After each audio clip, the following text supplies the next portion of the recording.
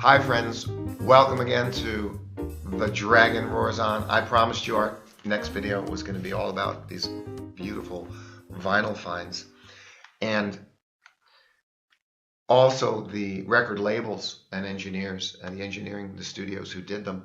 And I've got to do it right now because I got inspired to do it with thanks to Paul over at PS Audio. His videos are great, of course, for a long time on the web. And he just did a clip on asking the question, do 60s and 70s vinyl sound good? And he essentially answered, no, they don't. They all sound like crap, which was interesting because then in the comment section, myself and a bunch of other people who love Paul and his videos, we were like, what are you talking about? Beautiful vinyl from the 60s and 70s. It sounds superb. And I got some here I'm going to show you, just about 5 or 6 beautiful discs. So it turns out, he comments and replies, he says, well, I was thinking more about all the pop music. Well, again, you might remember, I'm a jazz musician, and I was thinking all about the jazz records. And as an example, here's record number 1. Labels who put out fantastic music. Here's Porgy and Bess with the Frank DeVol Orchestra, with Ray Charles and Cleo Laine. This is a 2-album set. It's beat up. It's beat to hell.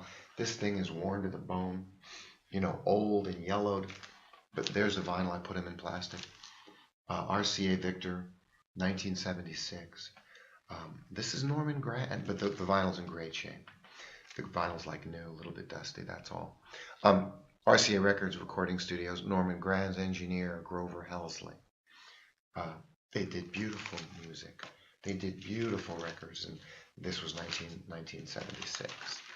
Fantastic. Next up, Blood, Sweat, and Tears, Columbia Records, 1967. As my notes say, right? No words needed. When I listen to this, and I'm just, right now I've got my Amari, my beautiful turntable I picked up, my Amari LP10 MK. Again, I haven't had a turntable for 20 years. Finally settled in our home up here in Shenyang, China. Excuse my raspy voice, I got a little bit of a cough today, a little rough throat, but still happy to be here sharing this great information with you. I've got the Amari LP10 turntable with the AT95E cartridge on it. It's beautiful. Again, it's a $1,000 plus category.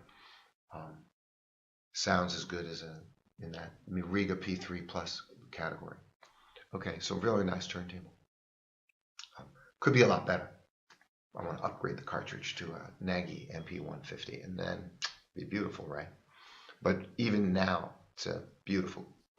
And I just have it hooked up directly into some powered near-field monitors. They're okay. The Edifier R2000s. They're clean, they're tight. They're rated almost exactly as well as the JBL LS305s. Okay, so these are nice studio monitors, active monitors. Clean, tight sound, DSP, DAC built in. I mean, these days you get a lot for your money, Okay, it's temporary. But soundstage is there. The crispness, the clarity, the sweetness is there. It's a little small, but it's there. Nice soundstage. It's back a little bit back from the speakers. And the clarity is there.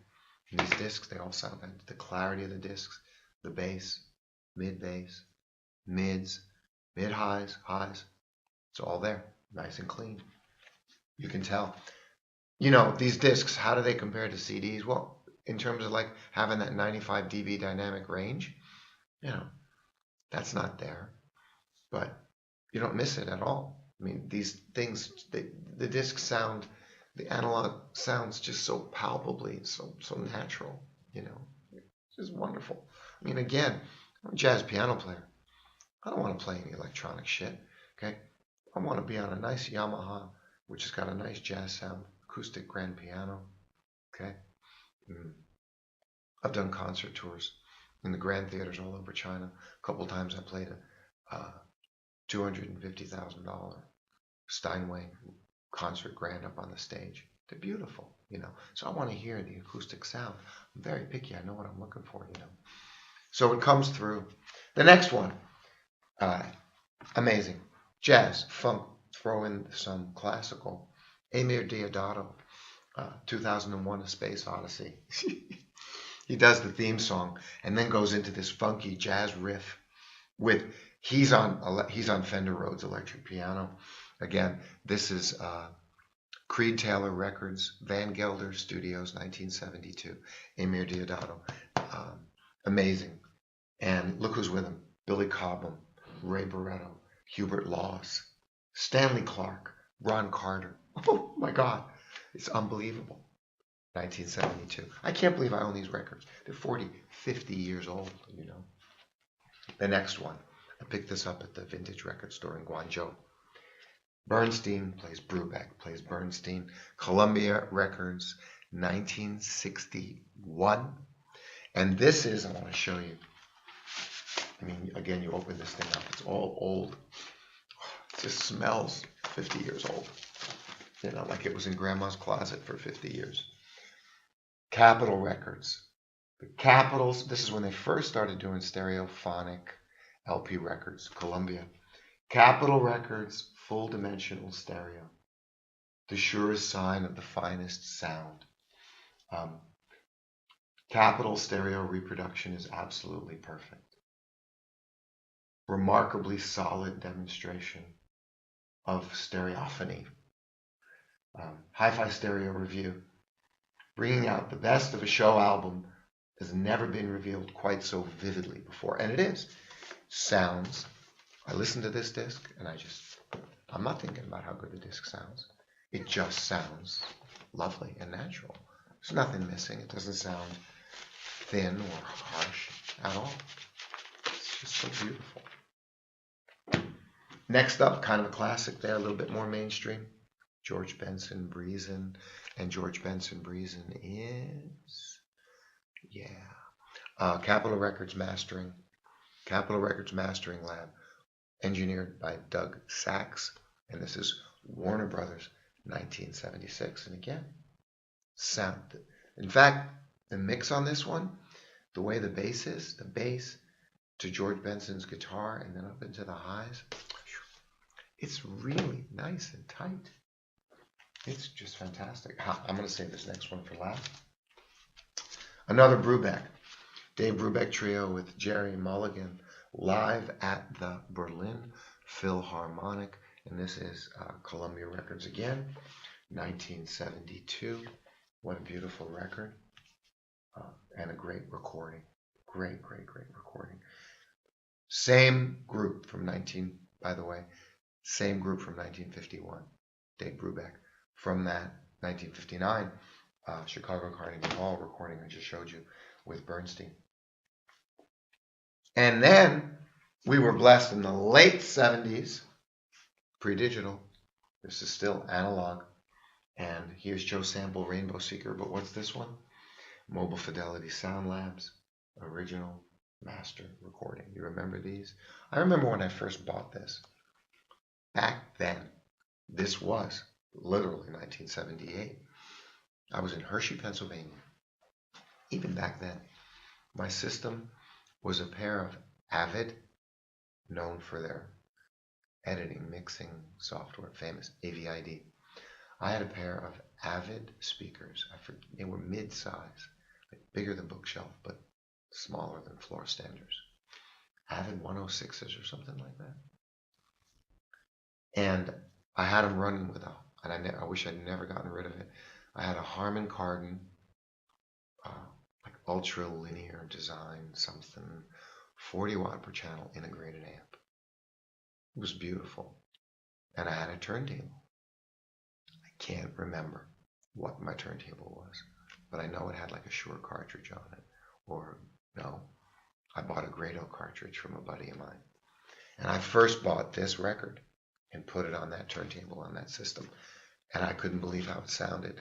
You could hear the greater, quieter background and greater dynamic range of the original master recordings from Mobile Fidelity Sound Labs. And they were fantastic. And there it is. This one was Joe Sample. Still one of my favorite jazz pianists. He's a real muse for me. Finally, at last. I love this. Here she is, ladies and gentlemen. Take a good look at her. Yeah. Herb Alpert and the Tijuana Brass. What do I want to say? Whipped Cream and Other Delights. This is A&M Records, 1965. And, of course, the cover has today's politically sensitive leftists and feminists going crazy. There she is, covered in whipped cream. A Taste of Honey. Really suggestive, sexist stuff. Whipped Cream and Other Delights. Herb Alpert and the Tijuana Brass, 1965. A&M Records. Look at the back of that. Again, the old style from the early 60s. Just fantastic. And songs like Tangerine, Love Potion Number 9, with the trumpets, the horn sections, and Lemon Tree. Wow. My pleasure to share the vinyl finds with you.